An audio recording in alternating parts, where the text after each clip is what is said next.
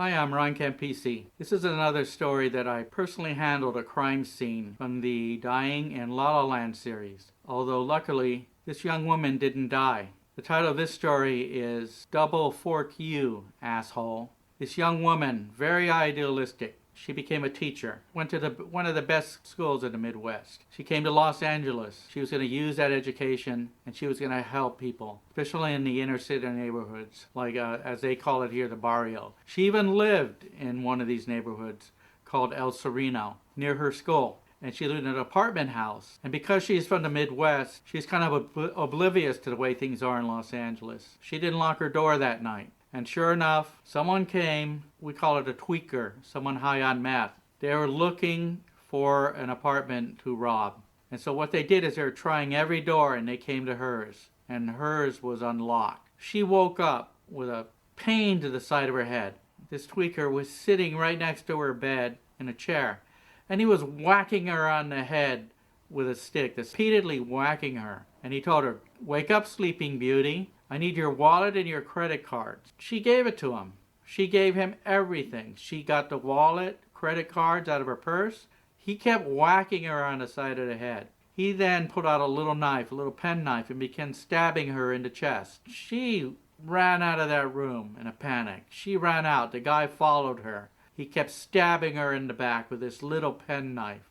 She could feel this searing pain taking place. And she ran up to her little kitchenette there, grabbed two forks, dirty forks, out of her sink, and she began stabbing him back. He was stabbing her in the chest at that time, and she was stabbing him right back with these forks. And finally, even though he is oblivious to it, this tweaker guy, he started to feel some pain. And so what he did is he finally turned away, and he was showing his back to her. Well, she took these two forks, and she stuck them as hard as she could in his back. She collapsed on the floor. She was so weak, she had lost a lot of blood.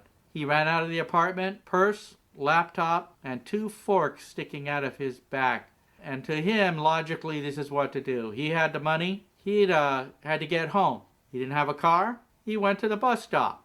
He's going to take the bus home. He didn't even realize that these forks were sticking in his upper back. He got on that bus, looked at the bus driver, and then he sat down. The bus driver, he didn't notice at first, but the people in the bus noticed. They saw this guy sit down, bloody t-shirt, two forks sticking out of his back, looked at each other, these people, and they got off that bus as fast as they could. They ran off that bus. The driver, he saw what was going on, finally looked at this guy with these forks sticking out of his back, and he was half asleep by that time.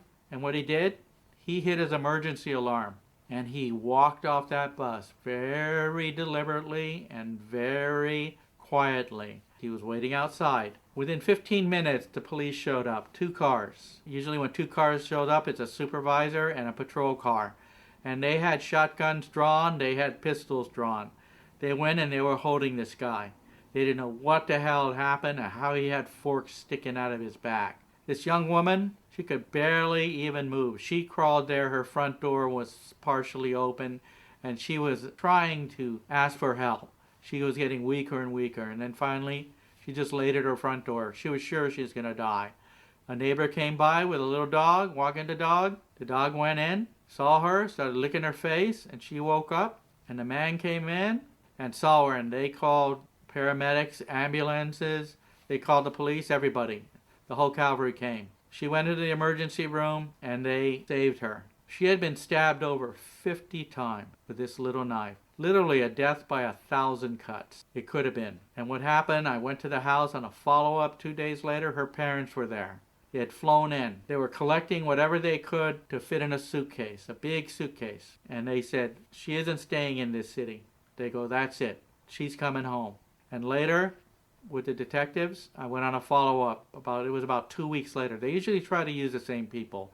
They try to use the same crime scene people. And I went to the hospital. She was sitting up in the hospital. Her face was unmarked. They had bandages all on her upper body, everywhere, and her hands and her arms, because she is trying to defend herself during this attack. And you know, to me, she looked kind of like an angel. She realized how lucky she was to get out of this attack and to live through it. This tweaker guy, this is one of the people, as far as I'm concerned, they can go straight to hell. for what they did. And about her, if she didn't decide to defend herself after she gave him everything, she wouldn't have been here today.